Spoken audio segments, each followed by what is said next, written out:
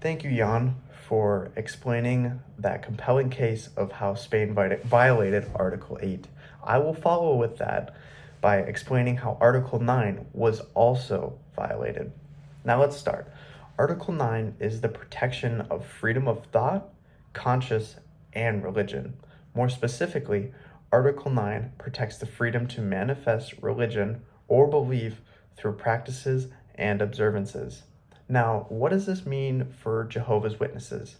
For Jehovah's Witnesses, refusing blood transfusions, which is the main subject of this case, is a direct religious manifestation which comes from the book Acts chapter 15 verses 28 and 29 and books Leviticus chapter 17 verses 10 through 14 of the Bible.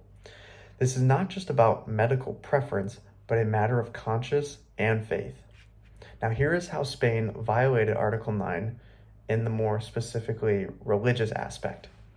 Prior to Ms. Mullah's undergoing surgery, she made sure to issue an advance directive and lasting power of attorney, clearly refusing transfusions of any kind for religious reasons under any circumstances, even if her life was at risk. Ultimately, this request was ignored due to pressured circumstances. Now, by administering the blood against her own wishes, Spain interfered with Ms. Mullah's ability to live accordingly with her faith.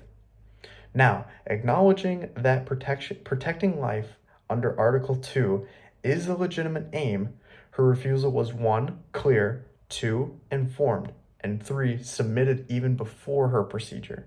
This means that the doctor's decision did not meet the strict necessity test that was required to override her religious freedom.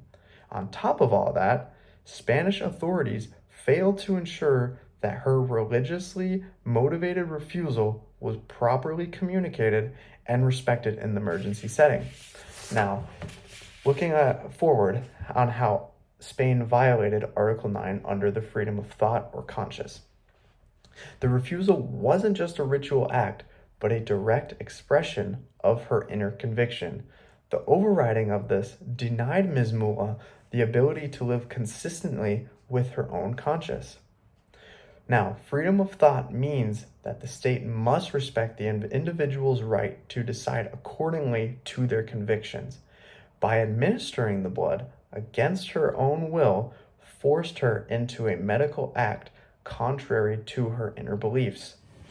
Now, while manifestation can be restricted under certain circumstances, in this case, the refusal was again clear, informed, and rooted in her own conscience.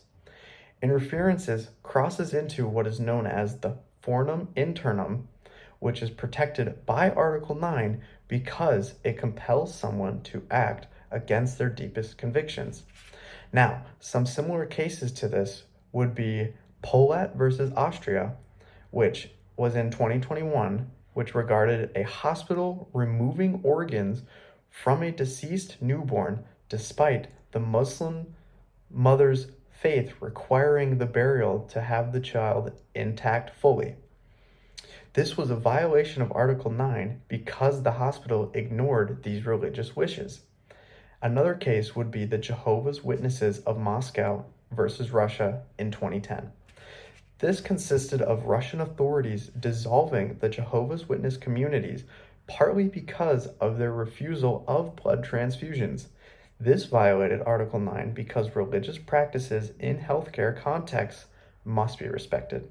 Now, to summarize, a competent adult patient has the right to refuse medical treatment even if it is life-saving. The refusal checked all the boxes, and yet Ms. Mullah was still ignored. This highlights serious shortcomings in Spain's decision-making. Now, why does all this matter? Well, this matters for a few reasons. Religious conscience in healthcare decisions must be respected, even if the refusal risks death. Also, it sets a precedent that states cannot override religiously motivated refusals simply to preserve life, unless there is a genuine ambiguity about the patient's wishes. Also, It strengthens the link between religious freedom and medical ethics, requiring institutional safeguards to protect the faith-based rulings. Thank you.